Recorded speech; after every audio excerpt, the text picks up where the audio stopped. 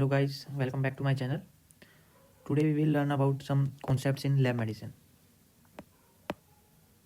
So first of all we will learn about reference range. What is reference range and how is it important in our lab? So how do we calculate reference range? First of all we have to take individuals without any disease and they should be on no medications. Then we have to take their samples for testing, and then we identify the central 95% of values that we will get after calculating. So this central 95% of values, it will be in a range that is known as reference range. So as you can see in the graph, this is a plot in which 95% of the population is within the range of 13 to 17 gram per deciliter, and 2.5% fall on this side of this graph, and 2.5% of population fall on other side of the graph.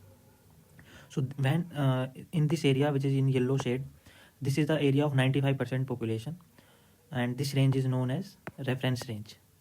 This range is known as reference range. Now for example, as you can see, the sodium, the reference range of sodium is 136 to 142 milliequivalent per liter, and for potassium we know the reference range is 3.5 to 5 milliequivalent per liter. So basically the जो central 95% value है this को हम कहते हैं reference range. Now the next is desirable range. तो अब normally हमारी population में क्या होता है कि हाइट फैट डाइट पॉपुलेशन है या उनकी लाइफस्टाइल अलग है. सो हम देखते हैं कि जो पॉपुलेशन हाई फैट डाइट पे है, मतलब they are taking high fat in their diet, they have known to have increase cholesterol values. उनके ब्लड में कोलेस्ट्रॉल की वैल्यू इंक्रीज रहेगी, and they are prone to atherosclerotic vascular diseases. So the funda is, when these individuals are provided with their samples, the central 95% value जो हमने अभी reference range में देखा था, ये जो सेंट्रल 95% वैल्यू है ये इनकी इन इंडिविजुअल्स में हाई हो जाती है, इनअप्रोप्रिएटली हाई, क्योंकि उनकी लाइफस्टाइल इसको कह रही है कि इंक्रीज कोलेस्ट्रॉल वैल्यूज़ हो जाए, तो उससे इनकी रेफरेंस रेंज भी हाई हो जाती है. And that is not suitable for such population, that we cannot define that this is suitable for this or not. So we have to come to a new term that is known as the desirable range or the prognosis related ranges, and this is linking with the clinical outcome. So किसी में high cholesterol है तो उनकी reference range भी high हो जाएगी और उनके वो क्लिनिकल आउटकम पे इफेक्ट करेगी. And the third one is therapeutic range. The therapeutic range और the therapeutic window is a ratio of MEC by MTC.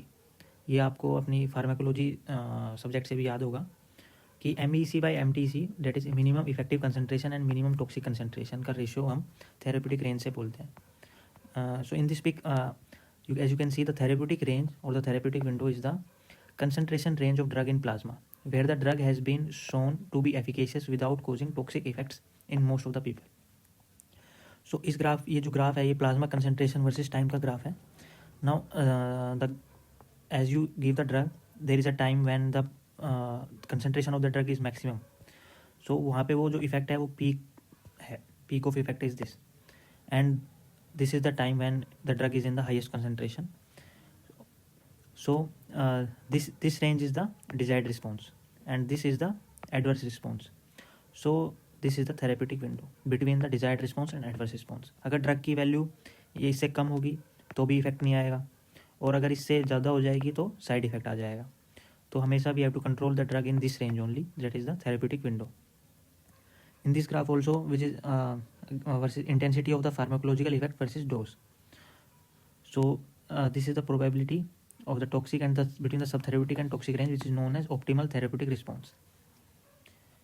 Now in some cases what happens that the therapeutic range is not reflecting the amount of medication. Means although we are doing therapeutic range for assessing the amount of medication in our blood, but in some cases the therapeutic range does not reflect the amount of medication.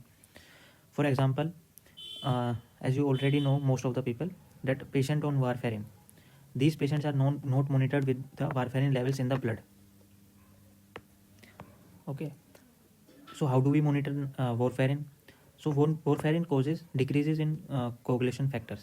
It is an anticoagulant, so it decreases the coagulation factors, and by this there is an increase in prothrombin time and INR. What is INR? International normalized ratio. So warfarin causes increase in PT and INR. So that's how we are monitoring the warfarin by its effect. Note the concentration of warfarin in the blood. So guys, that's all for today. I hope you are getting my videos and understanding the concepts of lab medicine. So thank you.